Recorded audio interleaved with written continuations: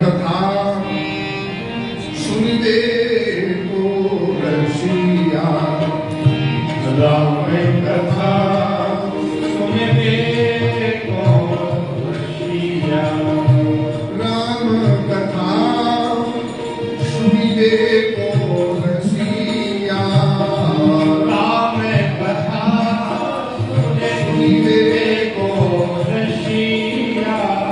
महाराज हनुमान जी जो है राम कथा के रसिक है, क्योंकि ये कथा तो केवल यही मिलती है। ये कथा तो स्वर्ग में भी नहीं है, न ये सत्यलोक में है, न ये कैलाश में है, न ये ब्रह्मलोक में है। ये कहीं भी कथा नहीं है। ये भगवान की कथा तो केवल इसी मृत्यु में है। इसलिए देवता भी कथा है कि जब भगवान सुखदेव की कथा सुनाने बैठे थे राजा परीक्षित को गंगा किनारे पर, तो उस समय देवता लोग अमृत का कलश लेकर के आ गए, अमृत लेकर के आए। कहते हैं ऐसा करो, ये अमृत जो है इनको पिलाओ राजा परीक्षित को, जिससे इनका सांस गिरने मरना तो क्या, इनका कुछ जन्मना मरना दोनों ही समाप्त हो जाएगा।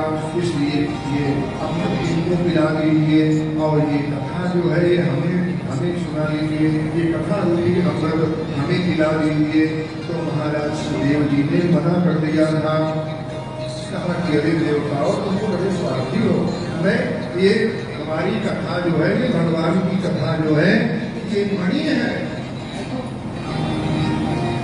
और तुम्हारा जो देवलोक का अमृत है ये तो कांच के समान है। ये कांच है, अरे कहीं कांच के बदले में कोई मणि थोड़ी दे देता है, इसलिए मैं तुम्हें ये नहीं दे सकता। तो देवता बड़े नाराज हुए थे और फिर देवताओं ने ब्रह्मा जी से जाके बताया।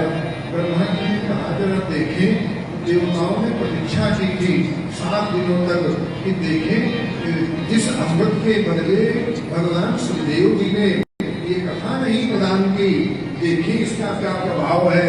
जब 7वें दिन राजा परीक्षित स्वर्ग लोक जाने लगे, मुक्त हो गए, तो कहते हैं ब्रह्मा जी ने देवलोक में राजू बनवाया।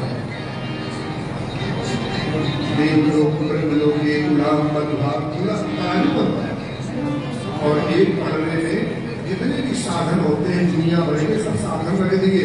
एक पड़वे में श्रीमद् भागवत महापुराण ग्रंथ रख दिया। कहते हैं श्रीमद् भागवत महापुराण का पढ़ना जो है वो भारी रहा था। तब देवताओं ने गिरगिर घोष किया था कि श्रीमद् भागवती वार्ता देवा नाम दुर्लभा। ये भागवत की कथा जो है देवताओं